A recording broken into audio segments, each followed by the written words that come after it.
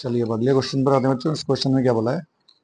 A thin circular disk of mass m, radius r, rotating in a horizontal plane about an axis, passing through its center and perpendicular to its plane with angular velocity omega।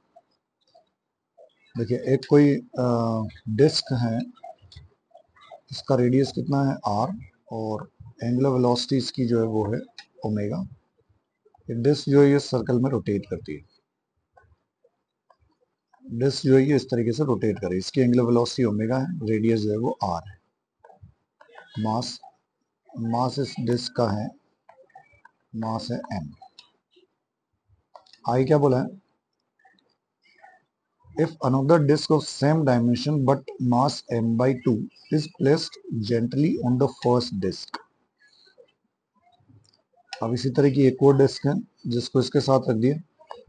इस disc का मास जो है वो कितना है बच्चों? m/2। Radius इसका भी कितना है? r। इसकी एंगुलर वेलोसिटी कितनी है? 0। इसको इसके साथ रख दिए। जब दोनों डिस्क को एक साथ रख देंगे तो क्या होगा? फाइनली दोनों डिस्क जो हैं वो एक साथ रोटेट करना स्टार्ट कर देंगी अबाउट सेंटर ऑफ मास। वही इसमें पूछा है कि एंगुलर वेलोसिटी क्या हो जाएगी।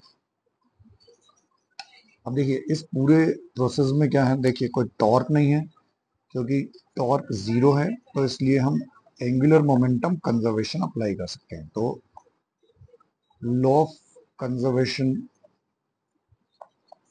ऑफ एंगुलर मोमेंटम वो हम अप्लाई करेंगे। मतलब initial angular momentum equals to final angular momentum. अब देखिए ये तो हो गई इनिशियल पोजीशन, ये हो गई फाइनल। इनिशियली सिर्फ एक डिस्क रोटेट कर रही है अबाउट सेंटर ऑफ मास, तो I omega initial equals to I omega final. Initially angular momentum अगर लिखें तो आई एक पहली वाली डिस्क का एंगुलर मोमेंटम, इसका मोमेंट ऑफ इनर्शिया कितना? mr²/2 into omega. दूसरी डिस्क रेस्ट पर है।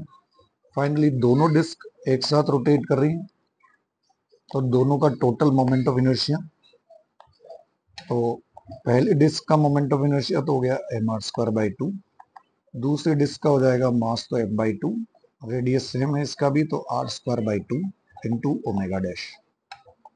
बस यहाँ से ही हमको वैल्यू मिलेगी mr²/2। ये देखिए ये कितना हो जाएगा? 3/4 mr² इंटू ओमेगा डैश।